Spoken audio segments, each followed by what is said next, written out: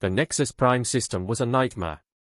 Its star emitted dangerous radiation, and its asteroid belts made navigation nearly impossible.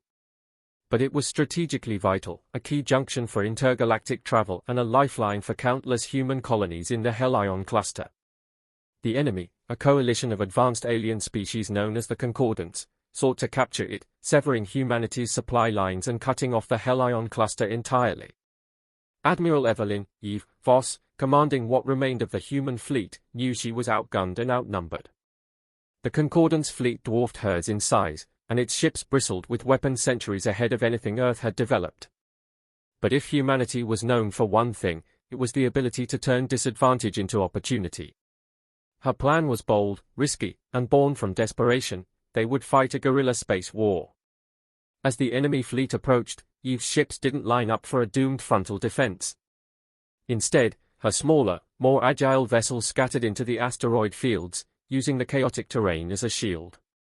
Concordant ships were bigger, faster, and heavily shielded, but they were designed for open space battles, not for navigating the treacherous debris of a system like Nexus Prime. Eve's fleet turned the asteroid field into a hunting ground. They employed hit-and-run tactics, hiding behind asteroids, launching surprise salvos of missiles, and then vanishing back into the chaotic mess. Ships used thrusters at minimal power, conserving energy and evading detection, while drones rigged with improvised explosives drifted harmlessly with the natural flow of space debris, waiting to detonate against an alien hull. Concordance commanders, unaccustomed to this kind of warfare, grew frustrated. Their tactical superiority meant little when human ships refused to meet them head-on. Several of their massive warships were crippled after colliding with asteroids they had failed to detect in time, and others were picked apart by human snipers lying in wait for hours, perfectly hidden within the debris. Weeks dragged on, and the tide slowly turned. The alien fleet's morale crumbled as they watched their invincible war machines be outwitted by an inferior force. What was meant to be a swift victory became a nightmare of attrition. Admiral Voss, coordinating every hit-and-run attack with ruthless precision, managed to thin their ranks until finally, with one devastating ambush, she destroyed their flagship, forcing the remaining alien forces to retreat. Humanity held Nexus Prime. Desert of Death, the Marines who turned a hostile alien world into a death trap for the invaders. On the remote desert planet of Auraxis 5, the Concordance's elite infantry landed in full force.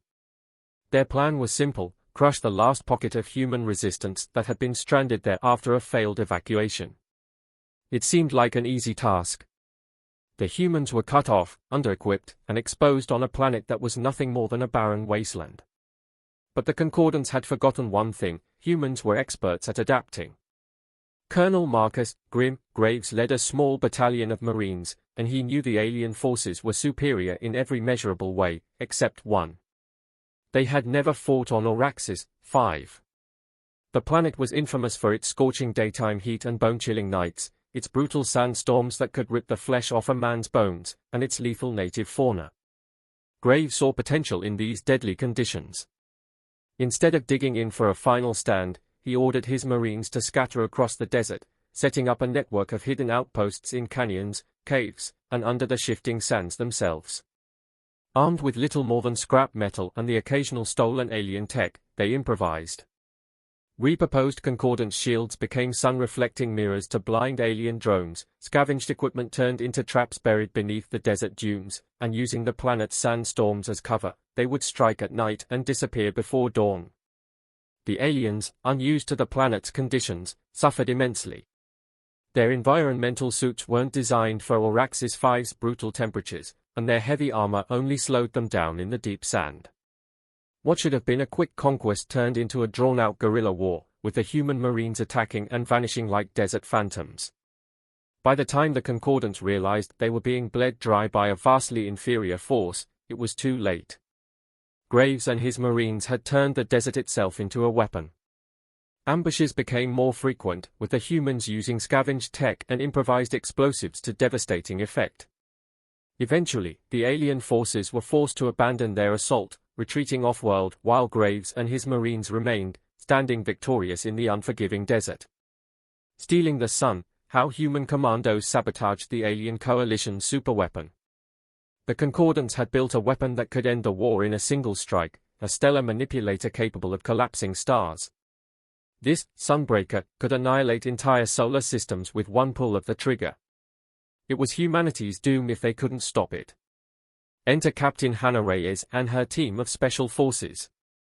Their mission: infiltrate the Concordance's most heavily defended facility where the Sunbreaker was hidden and disable it before it became operational. The alien base was a technological marvel: automated defenses, drones, and energy shields that could fry an intruder with a single touch. The human team had no chance of matching its firepower. But what they lacked in tech, they made up for in audacity and cunning. Using captured alien infiltration tech, Reyes' team entered the base not by force, but by subterfuge. Posing as maintenance workers, they bypassed checkpoints with forged credentials, studying the alien system's flaws and exploiting their overconfidence. Reyes was a master hacker, and she rewrote security protocols to allow her team deeper access, unnoticed. Once inside, they planted sabotage devices in critical systems, hidden where the aliens would never think to look. They rigged environmental controls to malfunction, tricking the alien staff into abandoning key areas of the base to escape false toxic gas alarms. With the aliens distracted, the team made their way to the Sunbreaker's core. There, they found a challenge even their creativity wasn't prepared for. The Sunbreaker was wired into the very fabric of space-time, defended by self-repairing alien technology. Instead of trying to destroy it outright, Reyes made a decision only a human would think of. She rewired the system to backfire. When the Concordance finally attempted to fire the Sunbreaker, it ripped itself apart, destroying their fleet and base in one blinding pulse of energy. Humanity had once again outsmarted their enemies, proving that technology alone wasn't enough to crush the human spirit. The rise of Terra's rebellion, humanity's greatest comeback against alien oppression. Earth had fallen. For decades, the Concordance occupied humanity's homeworld, subjugating its people under a brutal regime of control. The great cities were ruined, and Earth's resources were drained to fuel the alien war machine. Humanity, beaten and enslaved, was on the verge of extinction. But in the shadows of the ruined cities, resistance grew. Under the leadership of former soldier Elias Kane, a fractured underground network of human rebels began to unite. Kane knew that humans couldn't hope to defeat the Concordance in open battle. But they didn't need to. Instead, they would wage a war of sabotage and subversion, using Earth's own knowledge of its terrain and history to their advantage. The rebellion spread like wildfire. Farmers turned their tools into weapons. Engineers hijacked Concordance supply lines, rerouting vital resources back to the rebels. Hackers disabled alien surveillance grids, creating blind spots for guerrilla strikes. And through it all, Kane's message resonated: humanity would never submit. The Concordance, used to controlling obedient, technologically dependent species, couldn't understand how humans thrived in chaos. Every time they crushed a rebel cell, 3 more rose to take its place. And when they launched brutal crackdowns, the human spirit only hardened. Monuments to lost heroes, both from Earth's ancient history and the current conflict, became rallying points for new uprisings. The final blow came when Kane's forces managed to capture an alien dreadnought in orbit. Using the ship's weaponry, they targeted the Concordance's command center on Earth, cutting off the head of the occupation. With their leadership shattered and their forces in disarray, the alien invaders had no choice but to abandon Earth. Humanity had risen from the ashes of subjugation. The war wasn't over, but Earth was free. The last stand of terror, how Earth's defenders crushed an alien invasion against all odds. It was the day the galaxy had feared for decades. The full might of the Concordance was finally descending upon Earth, determined to end the human threat once and for all. Billions of troops, fleets of ships, and weapons that could reduce continents to molten slag had been marshaled for the invasion. But Earth was ready. From the depths of the Pacific Ocean to the skies above the Himalayas, humanity had transformed their homeworld into an impregnable fortress. Hidden railguns powered by geothermal energy lined the coasts, while artificial storm generators controlled the weather, creating hurricanes to deter orbital strikes. Anti-orbital cannons disguised as skyscrapers in the ruins of old cities could down entire alien battleships with a single hit. When the invasion came, it was brutal. Alien dropships blackened the sky, and their armies poured into every major continent. But everywhere they landed, they were met with fierce resistance. Civilians took up arms, using knowledge of their own home to launch guerrilla attacks. The aliens, unused to fighting in Earth's diverse and harsh environments, quickly found themselves overwhelmed.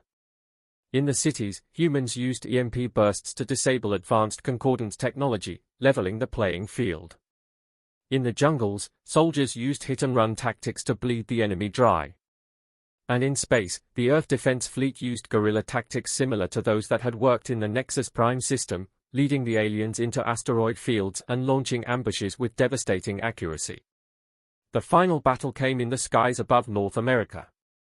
A concordant superweapon was descending, a device capable of burning Earth's entire atmosphere in minutes. But as it powered up, human stealth bombers, camouflaged by Earth's magnetic fields, emerged from the clouds. They launched a coordinated strike, disabling the weapon's core and sending it crashing into the ocean. The Concordance, having thrown everything they had at Earth, was forced to retreat.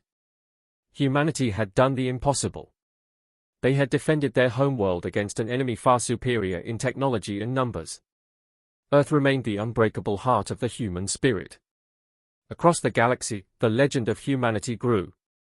Aliens, once convinced of their superiority, now feared the resourcefulness, resilience, and raw willpower of Earth's warriors. The war was far from over, but one thing was clear: humanity would never be conquered.